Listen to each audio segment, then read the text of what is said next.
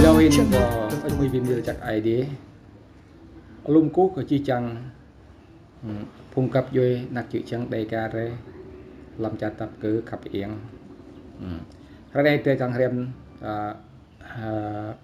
cây khoai giang chăng rê rê ngắt ở trong bia đó làm cây này dính cây doan giờ chặt rê chẳng plăng mắc lại đây thì chỉ có một mông ố có là bắp mang mì ở đây cái này là đê như đi mơ doan như đi mơ rai thau mơ là nông cò lại độc làm lò vịt độc này sân ta lo theo Chúa bắn thánh linh biết lễ thật thánh lễ giả mà là chúng ta là không biết được sân khoai giang sang pre cái giang ngắt chắc cái hàng cái chít nick là đan xít amada khứt rồi một thì thảo sân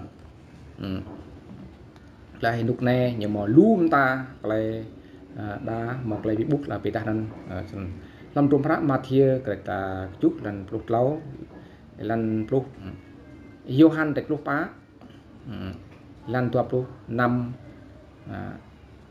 cái lúc năm lần lúc lâu được mà lần bạc lúc lâu theo số liệu là chưa rõ ở Việt Nam là có hơn 50 hệ phái là tin lành, là mỗi hệ phái là có những điểm giống nhau và tin Giêsu là đáng cứu thế là có những điểm khác nhau. Nhìn bên ngoài là chúng ta là không thể nào biết được là cho đến khi bước vào là bên trong. Có người là bạn đã tặng là cho bạn tôi là một quả sầu riêng rất to và 3 quả nhỏ. Người bạn tôi đã ăn là những quả sầu riêng nhỏ, mỗi rất to, hạt lép. Người bạn tôi là đem tặng quả sầu riêng là to cho bố mẹ, và đến khi cả nhà sum họp là tôi thao là giới thiệu là sầu riêng ngon và bổ ra.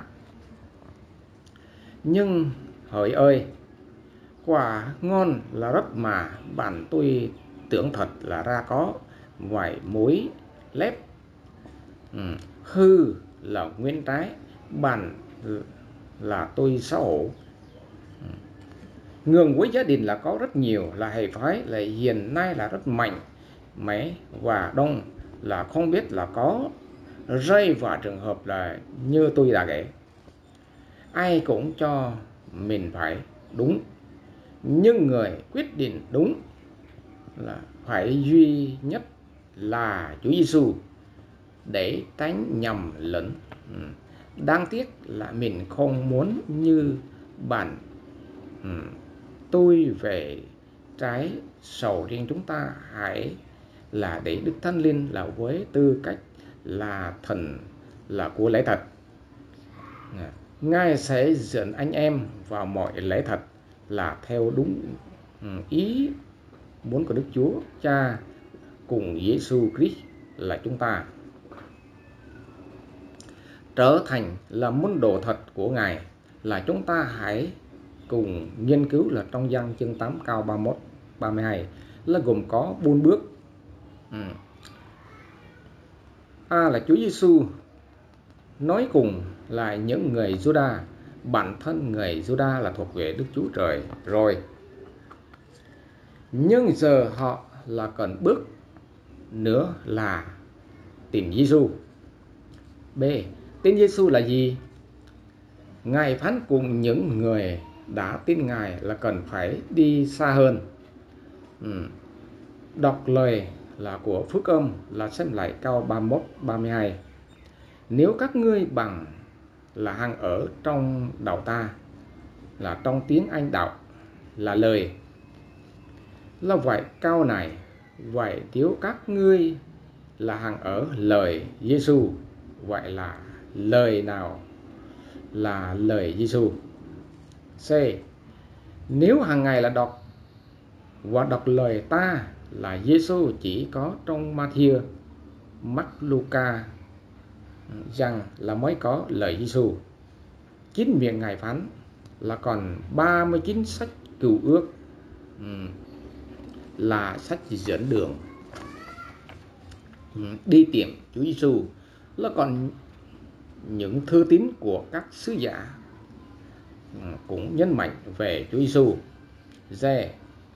Đọc lời Chúa chứng Giêsu trong sách Phước Âm thì mới là môn đồ thật của Chúa Giêsu.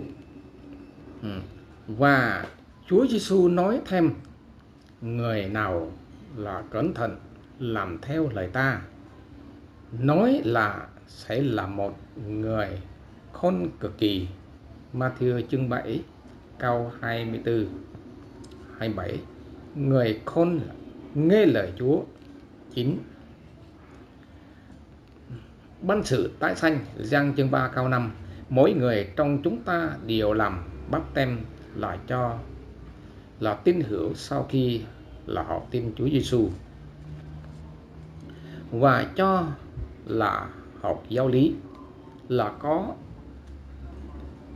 người 3,6 tháng, là có người là ngay đợt cho làm luôn. Và chúng ta tin rằng là báp têm là gì mình là thì họ sẽ được Thánh Linh ngự trị, và thường họ là được đòn chết và đòn chôn và sống lại với Chúa. Nhưng thực tế là họ có đòn chết đòn chôn với Chúa, là họ có là đòn sống lại để đi với Chúa không, và họ có là được Đức Chúa Thánh Linh ban cho họ không. Người nào là được là Đức Thánh Linh là ngự trị là thì là người đó là hoàn toàn là thay đổi.